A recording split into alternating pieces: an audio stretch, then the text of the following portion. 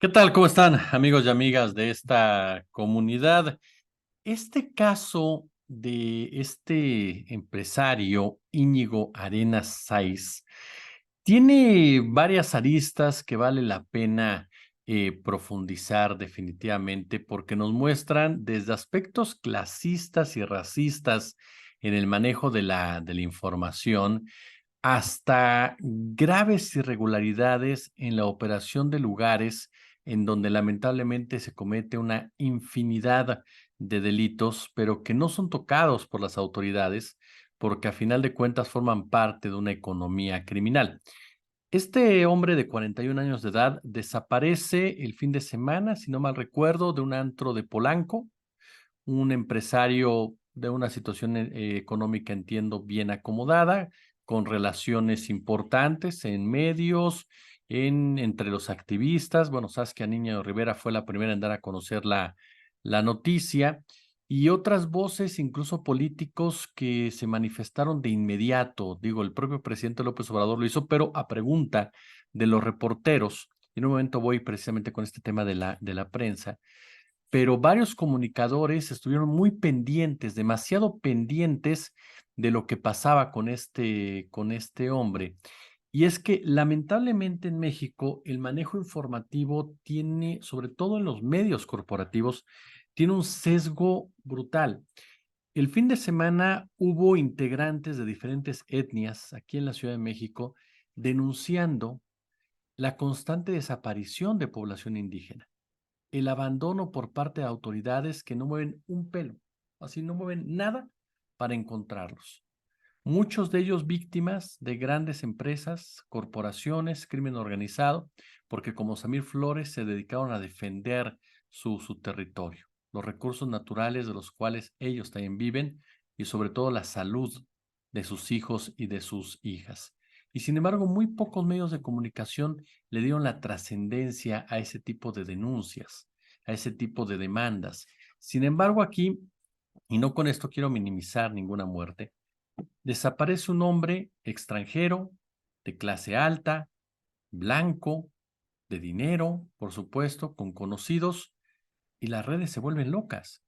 Había un momento en que no sabíamos ni de qué por qué era empresario, porque todo el mundo te decía, es un empresario, sí, pero ¿a qué se dedica? ¿Cuál es su ramo? ¿Por qué tiene tantas relaciones? Los medios de comunicación exigiendo que se supiera bien dónde estaba Íñigo Arenas. Algunos ya hablando de secuestros, otros hablando de tortura, otros más hablando de un panorama todavía mucho más grave, porque a final de cuentas, sí, seamos claros. Lamentablemente en este país, cuando un empresario desaparece, tienes que pensar en el crimen organizado como un factor de extorsión, como un factor de complicidad, como un factor de que te negaste a acatar ciertas determinaciones. Esa es una realidad. Y muchos empresarios lo padecen todos los días. En la Condesa, en la Roma, en Iztapalapa, en Azcapotzalco, en Venustiano Carranza, en Naucalpan, en Ecatepec. Y no se hace tanto escándalo. Así de sencillo. Finalmente este hombre aparece en Naucalpan, en un antro llamado Black Rose, que estaba operando, por supuesto, fuera de todas las normas, de todos los horarios, y que según las investigaciones que se han llevado a cabo, pues era un esquema, operaba bajo un esquema de prostitución oculta, ¿no? Ahora en la famosa forma de las hostes, ¿no? De las chicas que te reciben con una indumentaria muy sexy, muy sensual y realmente se están prostituyendo, que es algo tristemente similar en varios restaurantes, ¿no? Que son los sitios controlados precisamente por el crimen organizado, pero con la venia de las autoridades locales. Entendamos que cuando hablamos de crimen organizado, en lo personal no hablo de narcos solamente, ni hablo de sicarios, hablo de crimen organizado, de los empresarios que están ahí metidos, de los políticos que están ahí metidos y de militares que están ahí metidos. Y aquí el punto es, ¿por qué estaba operando este lugar a la hora que lo estaba haciendo? ¿Por qué nadie reportó el fallecimiento de este hombre hasta que se volvió tendencia en redes sociales? ¿Por qué nadie se dio cuenta que el tipo se había muerto ahí de borracho, según lo que se había dado a conocer? ¿Por qué? Porque a nadie le importó. Es verdad lo que dice la Fiscalía del Estado de México en el sentido de que no presenta ningún tipo de tortura, agresión física, ni nada por el estilo. Angélica Moya, alcaldesa de Naucalpan, tiene que aclarar las dudas en torno a este lugar, el Black Rose. Aquellos que lo están protegiendo tendrán que echar sus barbas a remojar cuando empiecen los trabajos periodísticos para saber de quién es este antro y por qué está operando este antro y quién protege a este antro.